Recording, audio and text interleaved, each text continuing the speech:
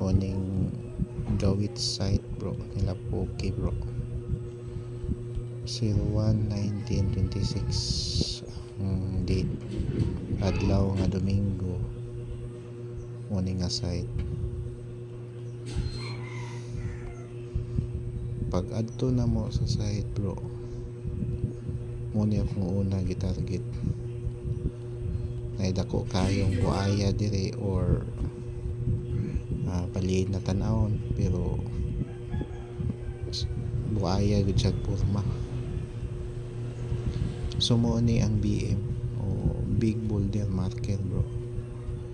Gikan dire, pag nagtindog ko dire sa taas, makita na ko ang slash na stone na dako kayo pud ni, murag balay pud kad ako. So daghan kay ni sa mga sign dire, kini bato pud ni. Nakakuha ni siya mga 350 degree 350 degree o kilid sa buaya marker na lawaan o century nga lawaan. So gikan sa lawaan, nagsukat ni siya og 10 meters. Check na mo dire na siya naisagap dire, na detection. So nag-triangle ni siya dire, nagana gikan sa marker sa dako bato 3 meters.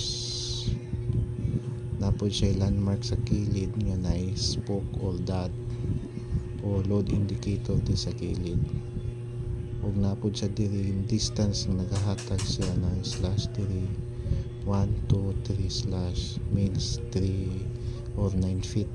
To tama na siya 9 feet diri gikan. Confirmation sa dot na po diri. So naisagap di testingan na mo sa mo scanner or locator. Gisapol gid siya gikan sa punuan 10 meters.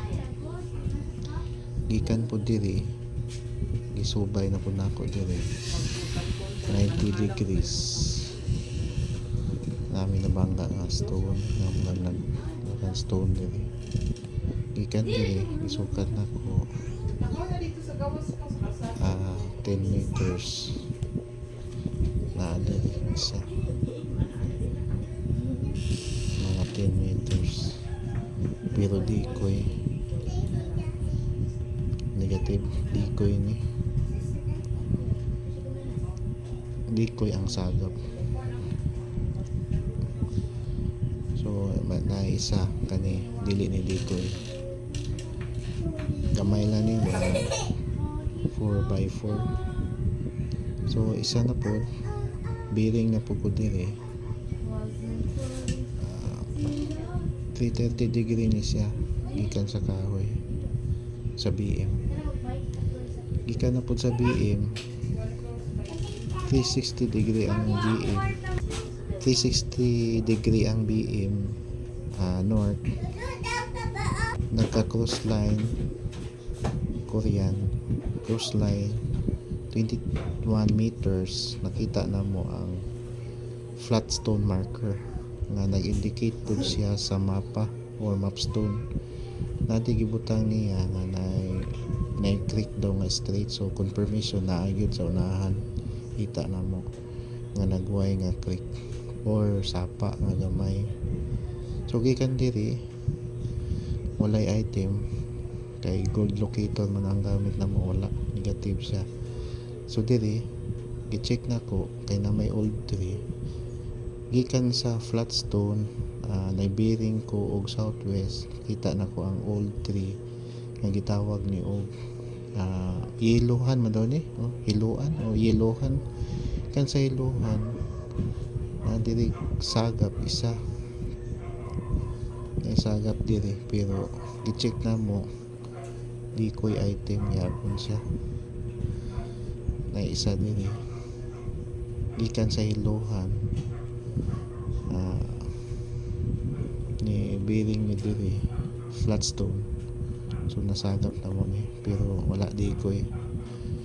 gikan na po diri long distance, mga distansya ni siya layo, nakita na mo ang Tri-Stone, pero murag alanganin mo ko sa marker kay mura magkinaiyahan na siya detection diri isa gamay lang nga box, pero paminaw na mo decoy, di mo gud klaro ang marker. Isa po diri na isa dako diri 4x4 decoy gapon diri, kay wala natawag na ko nig decoy kay nascan lang namo na locate pero wala siya tarong nga marker. Okay, so gikan diri balik na pug ko, bearing na pug ko diri 350 degree 20 meters distance, sukat na mo na diri ang dako nga load. Concrete na siya pero nay poison siya. Gikan diri puni ang indicator na nakita nga nag-ana siya diri, nagtudlo pud ani nga box, mga nasa 5 meters to 6 ata gikan aning flatstone marker nga murag hard na siya. Muning sagap nga dili siya decoy, dako ni nga butang, south position ni siya ini, naka 150 degree gikan sa BM.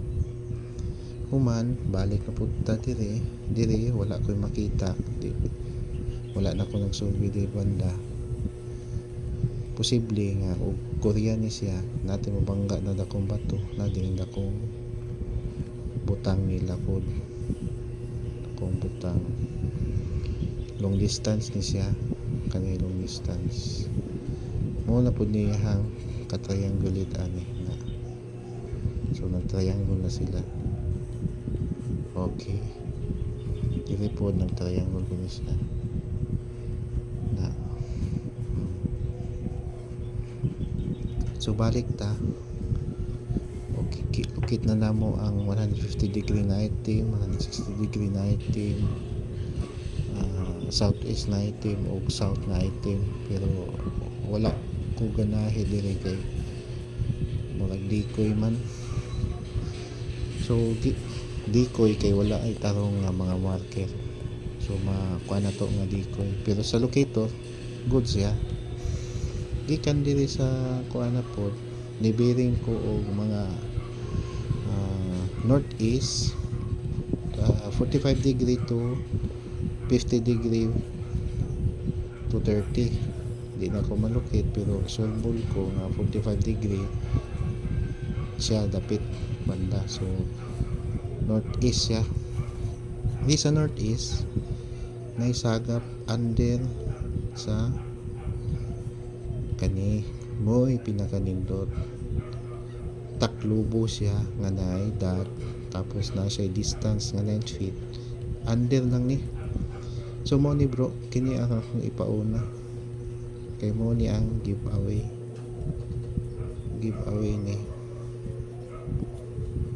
gwapo ang sagap di sa locator, mga nasa 9 feet lang ni, max 12 feet, pero ang makalaban na to isang dakong bato, tanggalon din siya itikwang naka-under ang item ani. So ang kalot na to ani dapat size by size or city by city para dili ka dagan ang item. So mo ni siyang item sa northeast, dili siya decoy. Kuman gikan diri long distance sa punta padung sapa pabalik na ta, nakita na mo diri sa survey na mo ang ingon sa buaya na direksyonan gikan sa buaya na diri lang load pod, naka north long distance ni siya, naka north 60 degree sapa na. So gikan diri na ako'y nakita ana ay nag-triangle siya na so nalukit na mo na ang item dako kayo na diri mga ang sukat niya is city by 4 kadako. Concrete box siya. Pero kinahanglan yun nga prepare yun niya siya kay na tubig. Hindi pinakalisod kung na tubig. Muna yung sign triangle tapos murag L tapos na ni siya gitawag nga ladderized or gitawag nga pathway gikan sa padung deciding 15 feet by 15 ni siya sakto gini ug kini karaan nga tuog ang triangle karaan nga tuog wala siya mismo na under kundi na siya diri gikan diri sa tuog mga naa sa 5 feet to 6 feet ata dako kayo ni sa agat diri gikan na po diri sa tuog another na po isa diri pero wala na namo ni kuana kay wala na may sign mahog ni sa dito dili kayo sa mga kuana po kaya ang makito rin nakitaan ni so kini ato ipauna bro kini man tayo laha ko anak ko tubig ni ang possible nga target ani is 15 feet kay mo may given deep kung wala sa 15 feet dito kita 30 feet wala pero tubig ni kinahanglan ta og submer ani o kuano para sa tubig so yan ni siya ang kaning buhaya wala ni sa sulod wala depende kay wala man ko'y diamond locator di na to makita kung tanan na locate sakto sa degree